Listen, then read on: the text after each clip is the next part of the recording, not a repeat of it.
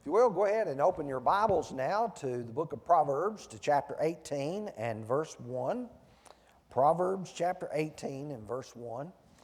And while you're turning there, I will tell you that if you study the book of Proverbs intensely, you'll start noticing Solomon using several themes over and over again, repeatedly, but he's also interspersing them with the various other lessons, if you will, like he talks about the tongue a lot. Why do you suppose the tongue is so important to Solomon? It's unruly. And how many of us generally have problems with our tongues? Everybody does. Usually most of us will say things only later to wish that we had kept our mouths quiet.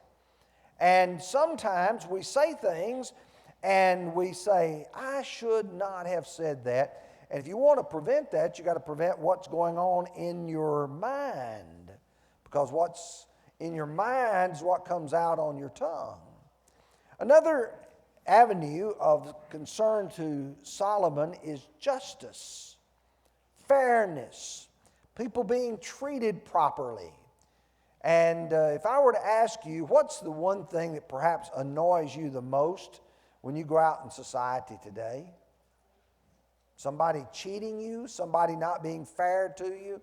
And we want justice. Well, if we want justice, the Bible teaches us that you treat a man how you want to be treated yourselves. You know, if you do to others as you would have others to do to you, Matthew chapter 7, verse 12. But another concern of Solomon is that of self-assurance and self-confidence. Now, there's a sense in which self-confidence is good, but there's another sense in which self-assurance sometimes can become overconfidence, where we depend upon more of our own thoughts and our own minds rather than what God would have us to do. Well, as we enter chapter 18, Solomon is going to address these and other matters in the verses we're going to cover today. Now, the first one is a very interesting one, and we'll try to spend a little time, if possible, to see if we can understand this properly. A man who isolates himself, seeks his own desire, he rages against all wise judgment. Now, let me read to you a couple of other translations, or at least one more. The Septuagint, which is the Greek translation of the Old Testament, says, there, a man who wishes to separate from friends is looking for excuses, but he will be liable to reproach at all times. You say, well, that's a little bit different. A lot different. But the idea you start saying is, what does it mean to isolate yourself? Well, the Hebrew word means to separate yourself. So that is the idea of isolating yourself, separating yourself. Now the question is, why does a person separate himself? Well, he tells you here. He's selfish. He's seeking his own desire.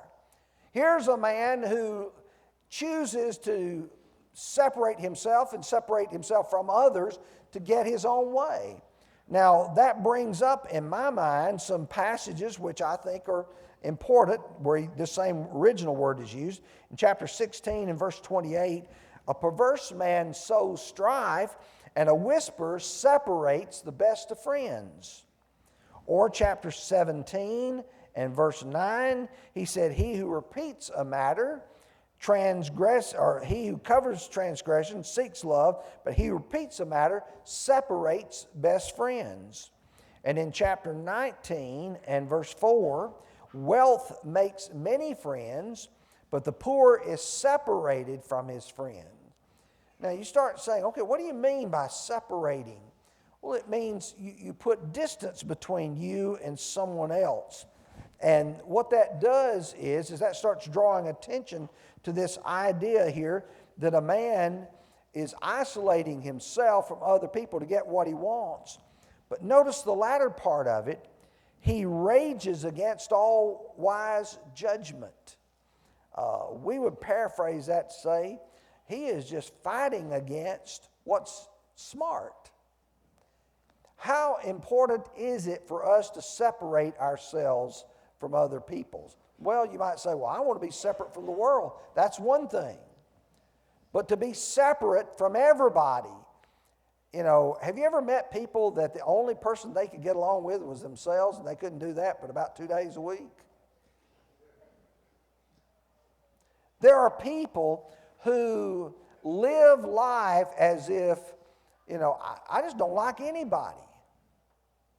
But he says that's raging against all wise judgment. Do we need the advice, the encouragement, and the words of other people? Yes, we do.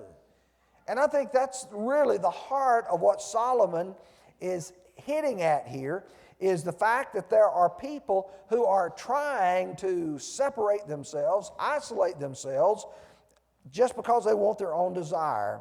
Now, let me offer you some biblical parallels, which I think are helpful here. Genesis chapter 2 and verse 18. Do you remember what God said? And the Lord said, it's not good that man should be alone. I will make him a helper comparable to him. God made man to be a social creature. And he also saw that it wasn't good for a man to be by himself. God saw that there was a need for man. And then the passage which I think is perhaps the best is Ecclesiastes Chapter 4, verses 9 through 12, where he says, 2 are better than 1, because they have good reward for their labor. For if they fall, one will lift up his companion. But woe to him who's alone if he falls, for he has no one to help him up. And if 2 lie down together, they will keep one. But how can one be warm alone? Though one may be overpowered by another, 2 can withstand him, and a threefold cord is not quickly broken. I think what you look at this verse here is, in its context, Solomon is sort of saying, don't isolate yourself, and don't put yourself in a corner to get what you want. And for many of us, that would be some pretty good advice, would it not? To say, don't try to always, if you're always insisting on your own way, you will find yourself alone. Because pretty soon people won't want to be around you. You've got to learn to cooperate and to listen and to use some wise judgment there. And I think that's what Solomon's trying to say to him, is to seek wise judgment. Anybody have any other observations, comments?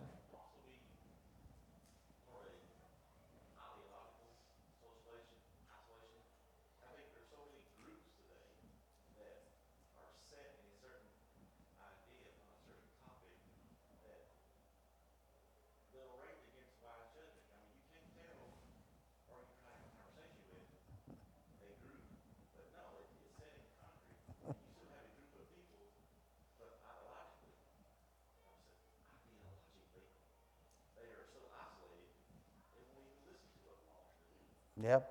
Of course, our problem is we want everybody else to listen to our alternate opinion, but we don't want to listen to theirs.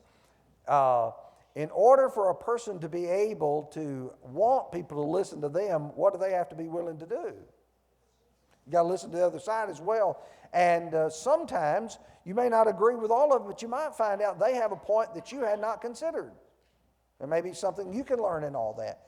A lot of that shows our own willingness to listen and to learn. And I think Solomon has some wise advice for Rehoboam in all of this.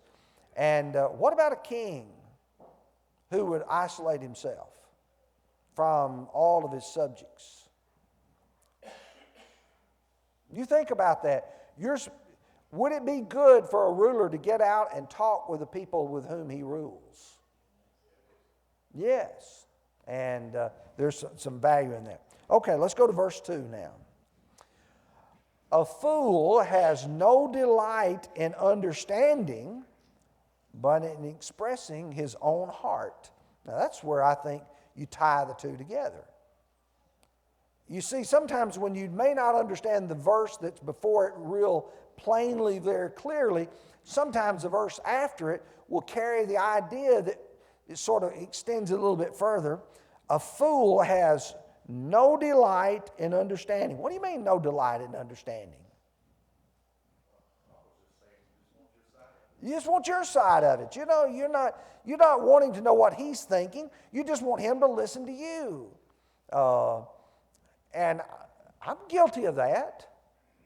I don't know if you are, but I'm guilty of that. I've already got my mind made up, and I'm wanting you to understand what my mind thinks. But you've got to be willing, it says here, to listen. And he says all he wants to do is express his own heart. That's all he's interested in, is telling everybody what's on his mind. And he wants to express it. He wants other people to know it. I find it interesting, if you go back to chapter 17 and verse 28, he said, even a fool is counted wise when he holds his peace. When he shuts his lips, he's considered perceptive. Maybe we shouldn't always be wanting to express our own views. And then Ecclesiastes chapter 10 and verse 3, even a fool, when a fool walks along the way, he lacks wisdom, and he shows everyone that he's a fool. And the showing is he's expressing his own views. Okay, let's take verse 3. When the wicked comes, contempt comes also. And with dishonor comes reproach. Now, notice the key words here, in my opinion. When the wicked comes, contempt comes also. What do you mean to say when the wicked comes, contempt comes? What is contempt? Okay, it's hatred.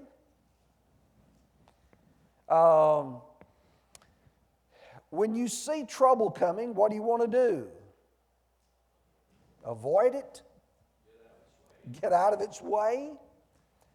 Most of us look at things like wickedness as something we don't want to be around. We have a contempt for it. That's our attitude toward it. He said, when wicked comes, contempt comes also.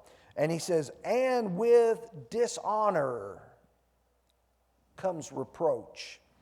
I'd suggest to you that this is basically the content of Galatians 6, 7, and 8, where he says, do not be deceived, God is not mocked. Whatever a man sows, that he shall also reap. He that sows to the flesh will of the flesh reap corruption, but he who sows to the Spirit will of the Spirit reap everlasting life. If you are sowing wickedness, if you are sowing dishonor, what's going to come from that? Contempt, reproach, difficulties. You reap what you sow. It's this happens and this comes back to you. Brother William Woodson, I used to love him as a teacher. He'd have a favorite phrase. He said, you'll get your comeuppance. That's not a word we use a whole lot today, but I think you know what a comeuppance is, don't you? You get what's coming to you. You get what's coming back to you and all of that. Okay, let's go to verse 4 now. The words of a man's mouth are deep waters. The wellspring of wisdom is a flowing brook. Now, I told you in the beginning that Solomon talks a lot about the tongue. And here he's going to use the idea of water to represent the words of the wise.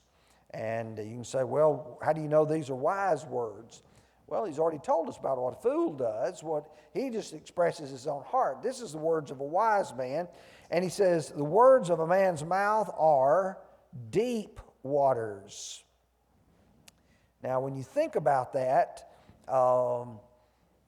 think about a real deep well. What do you get out of a deep well? Cold water? pure water. It's a long way away from any contaminants. And so the deep water. Now, let's take chapter 20 and verse 5 to pair with this. In fact, just write chapter 20, verse 5 in your margin here, where he says, counsel in the heart of a man is like deep water, but a man of understanding will draw it out. Let me read that again. Counsel in the heart of a man is like deep water, but a man of understanding will draw it out. What do you have to get water out of a deep well? You got to have a bucket and a real long rope. And you've got to work for it. But you understand the value of what's there, so what he's saying is a man of understanding will draw it out. If he knows it's there, that's where he's going to go for it. The words of a man's mouth are deep waters. That helps you understand what he's talking about here. That means some people have deep wisdom in the words that they speak. Now, Solomon's told us about people who use foolish words, but there are some people who use wise words and want to heed those, listen to them. And then he uses a second reference here. He says, the wellspring of wisdom is like a flowing brook. When you're talking about a wellspring, you're not talking about something that's deep, but you're talking about something that generally comes out of the ground. Today we may look and say, well, this is a spring or that is a spring, but a wellspring is one which generally comes out of the ground. How many of you have been to Rock Island and noticed right there on the left as you enter the park, there's a spring that comes out of the ground? And that's the thought in mind. He says, the wellspring of wisdom is like a flowing brook. It has water that just what? Keeps on coming. It doesn't stop. And so if you're thinking about the words of the wise, think about them being deep, being cold, refreshing, being pure. And then you think about also that they're just like a wellspring, that they're, it's like a flowing brook. It just keeps coming. It just keeps coming. Solomon is trying to use some figures of speech, if you will, to talk about the words of the wise. And as much as he despises the words of a fool, he appreciates the greatness of wise counsel, wise wisdom. And how do you know who's telling you something good versus something bad?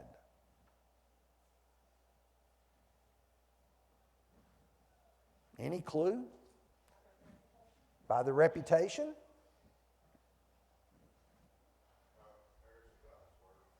How it compares to God's word would be the first one.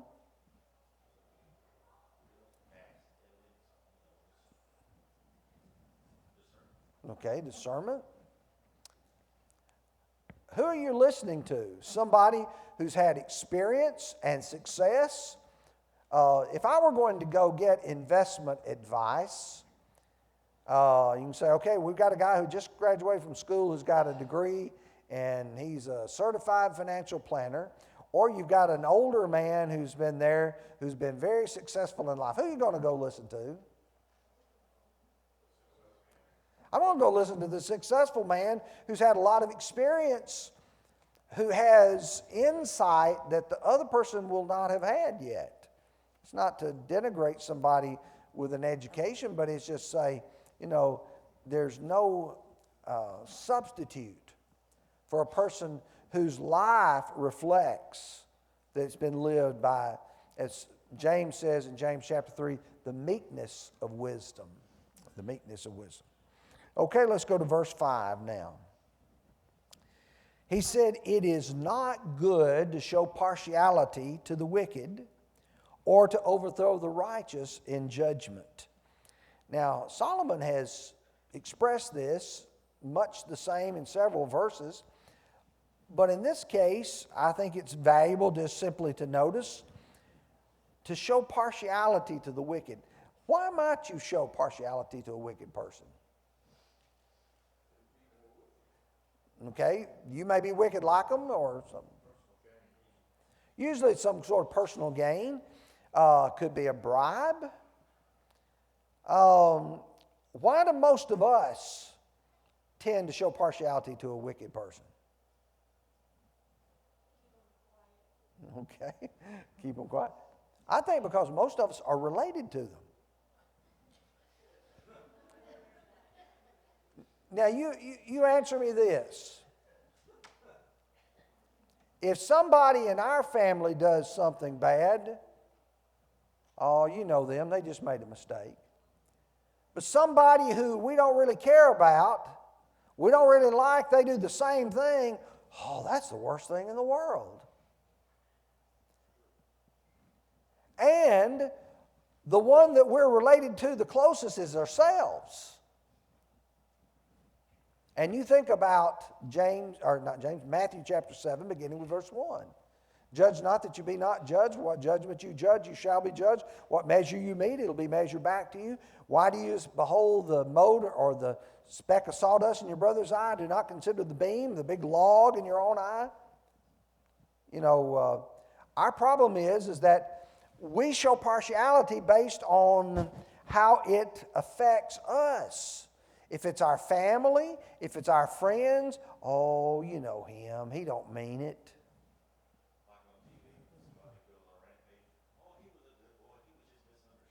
Yeah. Misunderstood with a gun, shooting people, yeah. But then there's another aspect to this, and that is to overthrow the righteous in judgment. Again, that's where we talk about the bribe being the problem. But what you have to make sure is that you do not judge on the basis of partiality. Judgment should be blind. It should not, judgment should be based on what's right or wrong. Why do you suppose that Nathan in 2 Samuel 12 told the parable of the man and his ewe lamb to David the way he did? Okay, lay out perspective. He wanted David to agree with him that the man who had done that was wrong. And then when he says, "You're the man," he's judged himself. You see, if we can be impartial in our judgment, you describe a situation to a person and you let them make the judgment based on impartiality and say, okay, but now that's what this person did or that person did. And the Lord often found that in his personal ministry. That they would condemn him for doing something that was right, whereas they would justify other people for doing things that were wrong. Okay, let's take verses 6 and 7 here. These two verses go together. A fool's lips enter into contention, and his mouth calls for blows. A fool's mouth is his destruction, and his lips are the snare of his soul. Now, we're talking about a fool's lips. So if you're talking about his lips, what are you talking about? Speech. What he said, his words. All right, the fool's words, the fool's speech, it says they enter into contention. What does that mean? Arguing.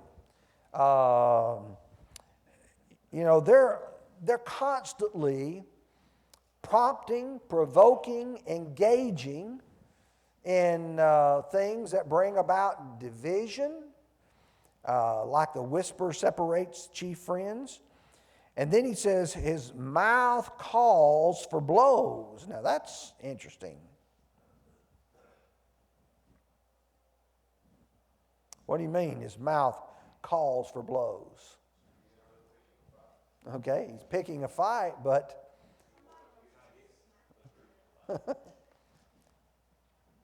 a rod for the fool's back. a rod for the fool's back. His mouth calls for him to be punished. If you have someone who is seeking to stir up trouble, he's just asking to be rebuked. Have you ever been in a place where you had a troublemaker who was constantly trying to agitate things, constantly trying, maybe it's been at your work, maybe it's been at school, maybe it's been in other places, but there's somebody there trying to agitate it. You know what's going to happen to him eventually? People will turn on him. And in fact, he's going to be the one who's going to suffer the consequences for what he's done. May get fired, may get moved to another school. Then you go to verse 7. And a fool's mouth is his destruction. His lips are the snare of his soul. Who does it to him? You know, these blows that he's going to get. When he gets them, who's responsible for him getting those? Himself. It's his own destruction. The lips are the snare of his own soul. Proverbs chapter 6 and verse 2. You are snared by the words of your mouth. You are taken by the words of your mouth. Chapter 12 and verse 13. He said, the wicked is ensnared by the transgression of his lips, but the righteous will come through trouble. So, as I'm reading through this, I keep seeing Solomon talking about who you're going to listen to. You're going to draw those the counsel of deep waters, that wellspring bubbling up like a flowing brook. Are you going to go there, or are you going to listen to the fool? Listen very carefully. Romans chapter 1 and verse 22. He says, professing themselves to be wise, they became fools. And what does David say? The fool has said in his heart, there is no God. You know, our world today has a lot of people out there offering advice. And who are you going to listen to? Who are you going to allow to affect you? Are you going to listen to the person who's telling you that you descended from a monkey? Are you going to listen to a person who's going to tell you that there are no standards of right and wrong? Are you going to listen to a person who has failed in everything they've done and then want you to follow their pattern of life? For Rehoboam, Solomon's son, listening for good advice, making sure you follow the words of wise men versus fools. I just think of, here's a young man, maybe in a home today, and here's mama and daddy, and they're trying to instill values in him. One of the best things they can do is to say, you know, don't listen to me. Listen to grandma and grandpa. Listen to those good men at church. Listen to that good woman who has been a great mother and a great grandmother. Listen to those people whose lives have been a success. And you'll find wisdom there. Okay, let's go to verse 8. The words of a talebearer are like tasty trifles, and they go down to the inmost body. Now, there's several things in this verse that I think are really interesting, things to explore. The first one is the word talebearer. Now, the original word is the same word that's used in chapter 16 and verse 28, where it is translated whisperer.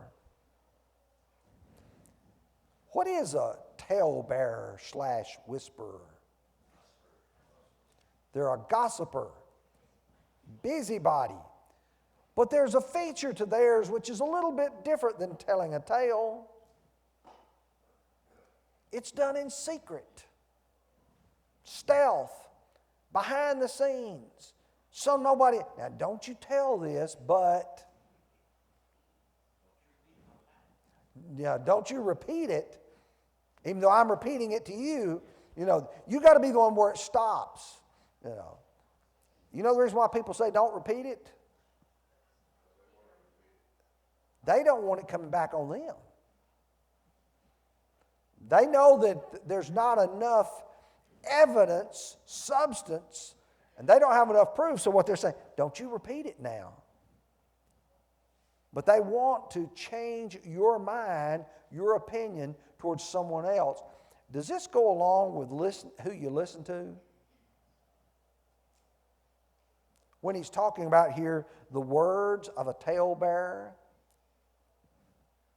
how much stock are you going to put into a person who's going to constantly tell you something about somebody else? I'm not going to tell them anything, but I wouldn't put a whole lot of confidence in their tale if what they're doing is they're trying to conceal it, because if they're trying to conceal it, they don't want anybody to find out they're the ones who told it. And the reason why they're not don't want anybody to find out is because they know they don't have any proof for it. It's just bearing of a tale.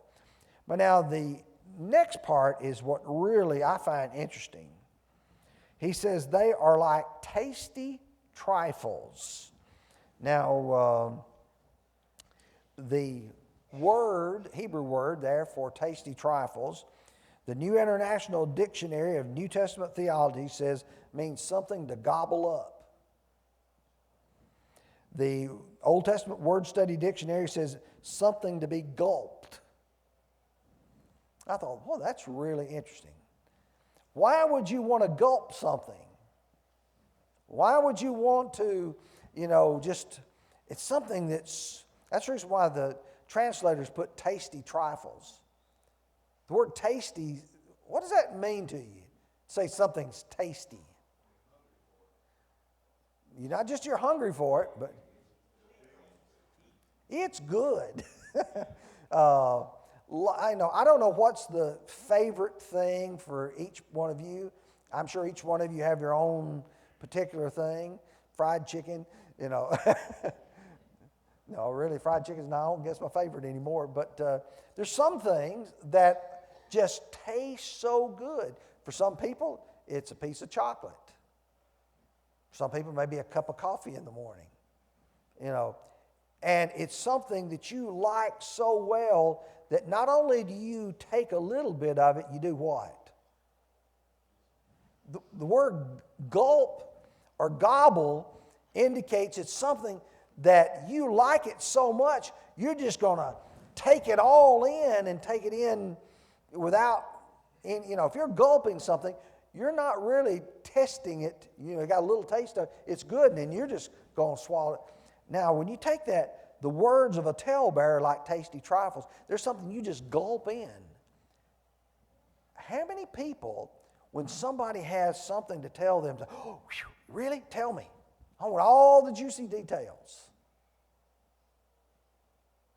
Does that add a little meaning to what he's saying here? They're like tasty trifles. There's something that, I think of trifle being something little, but that's the wrong idea. This is something that you're just gulping in. But then he says they go down into the innermost body. Now, what would you think that would indicate?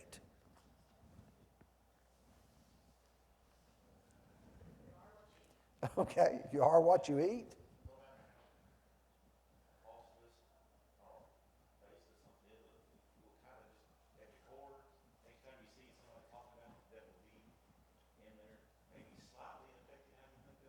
That's exactly it. Is when it goes down to your innermost body, Solomon's been talking about the inner man. And when you start thinking about the inner man, you have to be concerned about things that influence the way you think. Because what you think is what you're going to do, what you think is what you're going to say. And so he says, these words of a talebearer, this whisper, are like these, just something you want so bad you're just going to gulp it in. But he says they go down to the innermost part. They're going to have some effect on you. The key idea here is the effect and effect. Both of those words apply here. How it's going to influence you and what influence they have on what you do. Now, if someone comes to you and they tell you a tale, a gossip about someone else, and you just absorb it all in, and then that person comes along, how are you going to treat them? And could you be wrong about them?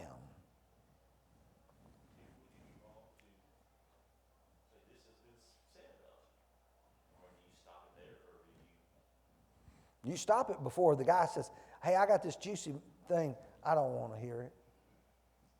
That's where it stops.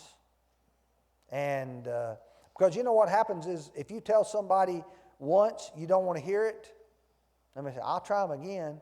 But you tell them the second time you don't want to hear it, you know what will happen pretty soon? They'll stop telling you. They'll say, they don't want to hear the gossip. They don't hear my juicy stuff. I'll go find somebody else who will. Then just don't, If you shouldn't tell it, don't tell it. Solomon was concerned about the way this is going to turn out. And it's going to separate best of friends. It's going to have an effect on people's lives. Okay, let's go to verse 9. He who is slothful in work is a brother of him who is a great destroyer. Now, Solomon has used that word a lot. Why do you suppose Solomon is so concerned about sloth or laziness? And what is it that he's talking about? Okay. The lazy man in the book of Proverbs is a man who has the ability and the opportunity, but refuses to do anything. Now, I may not have the ability, I may not have the opportunity, but if I have both the ability and the opportunity, then I have an obligation. Like, for instance, the Bible says if a man will not work, neither should he eat. But now, what if a man is incapable of work? He cannot work. And you're dealing with a totally different situation. Here's a man who is slothful in his work. He's lazy in what he does. He says that he is a brother to one who is a great destroyer. What do you think? What do you mean by destroying? He ruins everything. I tell you what, if somebody will, I didn't put it, yeah, I do have it here. Let's turn to chapter 24 and verse 30 through verse 34. I don't have it on the screen, but I'll read it to you. I think this is the perfect application, illustration of what he's talking about here in chapter 18. He said, I went by the field of a lazy man and by the vineyard of a man devoid of understanding. And there it was, all overgrown with thorns. Its surface was covered with nettles. Its stone wall was broken down. And when I saw it, I considered it well. I looked on it and received instruction. A little sleep, a little slumber, a little folding of the hands to rest. So shall poverty come like a prowler, and your need like an armed man. He says, I went by this vineyard of a man who was lazy. What did he see? The weeds had grown up, stone wall, broken down. What happens to anything that doesn't receive maintenance?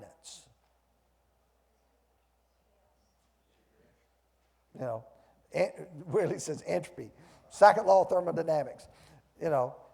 It tends toward disorder. Weeds grow up. Things fall down. It wears out. But what about a man who's working that vineyard? Anybody ever driven by somebody's yard that was immaculately neat, clean? The all the hedges were trimmed. The grass was just perfectly edged.